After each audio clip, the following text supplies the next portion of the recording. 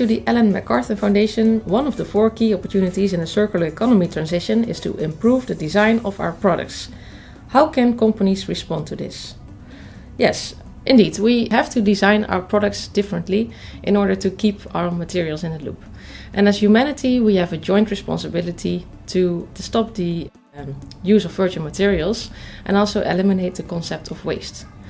And if we do that, all the materials we currently have at the moment will become much more valuable, and we do then everything to keep them in the loop.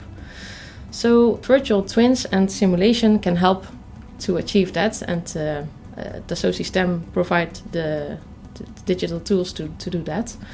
And in general, we see that by using virtual twins and simulation, products can last longer, products have a better quality, and there are less product failures. And let me give some bit more concrete examples of that. So in the area of product design, we can use life cycle assessments so that we can choose the materials wisely so that they have less environmental impact.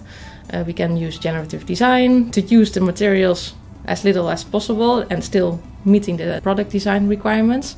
And we can also think of using very light products or to design them so that they're lighter. And then in the area of product, not in the area of product, but production processes, we can think of design the assembly line in such a way that it generates less waste, that we use less water, energy and less materials.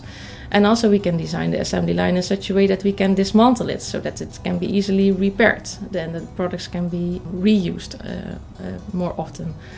And all of this, so the product design and the corresponding design of the production processes, can be managed at one place. That's the 3D Experience platform. And that feedback loop is also very strong. So if we get the information back from the production process to the design, then the final design of the product will become much better. And then the next step would be to look into the full life cycle and then monitoring the use phase. And that not only improves that single product, but also the design of the product for future products that fit into a circular economy.